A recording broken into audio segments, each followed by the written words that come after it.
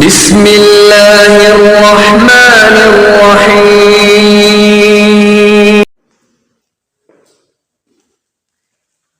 السلام علیکم ورحمۃ اللہ وبرکاتہ. آج کا لیکچر اسلامیات چیپٹر نمبر 4 دوسرا لیکچر ہے. اس کا ٹاپک ہے حفاظت قرآن. قرآن کی حفاظت اس کی ذمہ داری اللہ تعالیٰ نے خود اٹھائی ہے. اللہ تعالیٰ قرآن کریم میں ارشاد فرماتے ہیں اِنَّا نَحْنُ نَزَّلْنَا الذِّکْرَ وَإِنَّا لَهُ لَحَافِظُونَ. بے شک ہم نے اس کو نازل کیا اور ہم ہی اس کے محافظ ہیں.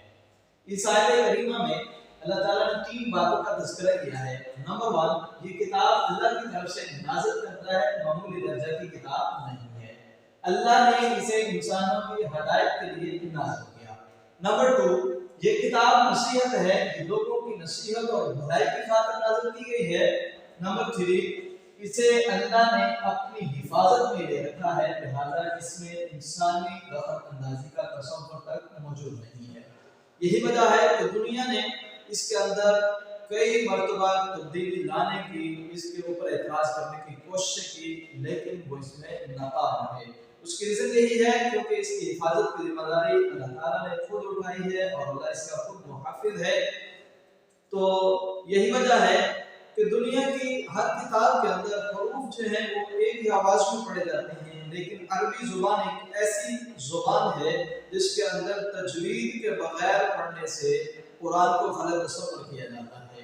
تو اس لیے لال کی جگہ پہ زا نہیں پڑھا جا سکتا، تا کی جگہ پہ قا نہیں پڑھا جا سکتا. تو اس لیے ہم نے اللہ تعالیٰ کے اس حکم کو دیکھا ہے کہ اس کے اوپر اللہ تعالیٰ نے کتنی ذمہ داری کا مظاہرہ کیا ہے. حفاظت قرآن بذریعہ کتاب، اس کے 3 ادوار ہیں: عہد نبوی، عہد صدیقی اور عہد عثمانی. عہد نبوی نبی کریم صلی اللہ علیہ وسلم کا زمانہ، عہد صدیقی ابو بکر صدیق رضی اللہ تعالیٰ عنہ کا زمانہ، اور عہد عثمانی سے مراد حضرت عثمان غنی رضی اللہ تعالیٰ عنہ کا دور خلافت. نمبر 1، عہد نبوی صلی اللہ علیہ وسلم میں تدوین قرآن. عہد نبوی صلی اللہ علیہ وسلم میں قرآن لکھا جاتا رہا. نبی کریم صلی اللہ علیہ وسلم نے بذات خود 40 کاتبین وحی مقرر کیے تھے. کاتبین وحی ان کو کہا جاتا ہے وہ لوگ جن کو آپ صلی اللہ علیہ وسلم نے وحی لکھنے پر خود معمور کیا تھا. اس میں خلفائے راشدین ہیں، ابو بکر صدیق ہے، عثمان غنی ہے، عمر فاروق ہیں اور علی المرتضی رضی اللہ تعالیٰ عنہ. اس کے علاوہ عبداللہ بن مسعود، زید بن ثابت، ابی بن کعب اور امیر معاویہ رضی اللہ تعالیٰ عنہ کے علاوہ دیگر صحابہ کرام رضوان اللہ علیہم اس میں موجود ہیں. عہد نبوی صلی اللہ علیہ وسلم میں قرآن مجید جن چیزوں پر لکھا جاتا تھا: کھجور کے پتوں پر، پتھر کی سلوں پر، اونٹ کے شانے کی ہڈی اور چمڑے وغیرہ پر قرآن کریم لکھا جاتا تھا. اس کی ریزن یہی تھی کہ اس وقت ابھی عرب میں کاغذ جو ہے وہ متعارف نہیں ہوا تھا. 2، عہد صدیقی میں تدوین قرآن. جنگ یمامہ جو کہ مسلمہ کذاب کے خلاف لڑی گئی، جس میں حضرت ابوبکر صدیق رضی اللہ تعالیٰ عنہ کے زمانے میں کیا نبی کریم صلی اللہ علیہ وسلم کے زمانے میں ہی نبوت کا جھوٹا دعویٰ کر دیا تھا، اور اس کے خلاف حضرت ابوبکر صدیق رضی اللہ تعالیٰ عنہ نے ایک لشکر روانہ کیا جس میں بیشتر حفاظ قرآن تھے، اور اس میں بیشتر حفاظ صحابہ کی شہادت واقع ہو گئی. اس پر عمر فاروق رضی اللہ تعالیٰ عنہ تشویش ظاہر کی کہ کہیں قرآن کا کوئی حصہ ضائع نہ ہو جائے، اس طرح اگر حفاظ قرآن اس دنیا سے جاتے رہے. لیکن حضرت ابوبکر صدیق رضی اللہ تعالیٰ عنہ نے تھوڑا ملال ظاہر کیا. انہوں نے کہا کہ جو کام میرے نبی نے نہیں کیا میں بھی وہ کام نہیں کروں گا. لیکن حضرت عمر فاروق رضی اللہ تعالیٰ عنہ کے اصرار پر حضرت ابوبکر صدیق رضی اللہ تعالیٰ عنہ اس پر راضی ہو گئے. تو اس لیے انہوں نے اس کام کو کرنے کا ارادہ فرمایا.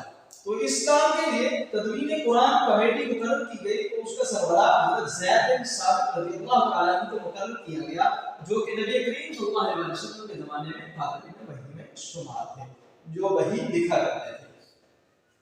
انہوں نے اس کام کو بہت پہاڑ کے کندھوں پر اٹھانے سے تشریح دی کہ یہ کام میرے لیے بہت بڑا کام ہے، میں اس کام کو نہیں کر پاؤں گا.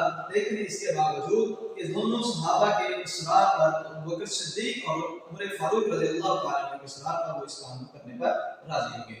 معیار تدوین کیا قرار پایا کہ نبی کریم صلی اللہ علیہ وسلم حضرت ابوبکر صدیق رضی اللہ عنہ کے زمانے میں جب قرآن لکھنا شروع کیا تو معیار قرار پایا وہ کسی بھی آیت کو مصحف میں لکھنے سے قبل 2 صحابہ کی گواہی جو ہے وہ لازمی قرار دی گئی۔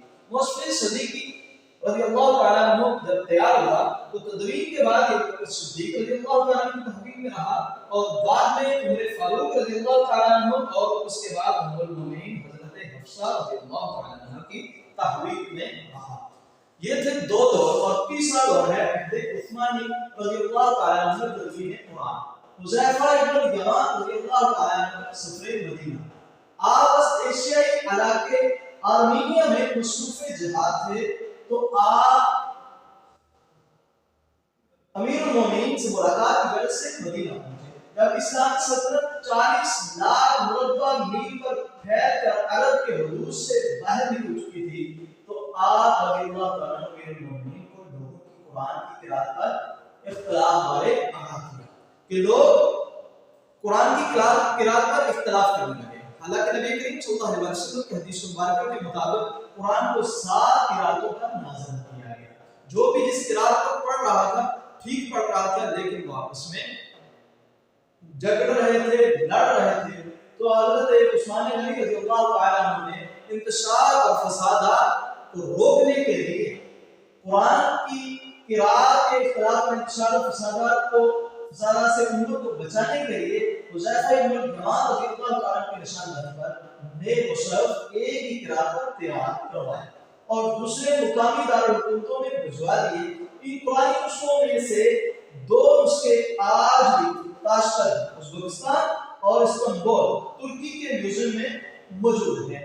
یہی ریزن ہے کہ حضرت عثمان غنی رضی اللہ تعالیٰ عنہ نے پوری امت کو قرآن کی ایک ہی قرات پر اکٹھا کیا، تو یہی ریزن ہے کہ آپ کو جامع قرآن کہا جاتا ہے۔ تو یہ تھا آج کا ہمارا لیسن۔ اگلے لیسن تک کے لیے ہمیں دیجیے اجازت۔ السلام علیکم ورحمۃ اللہ وبرکاتہ۔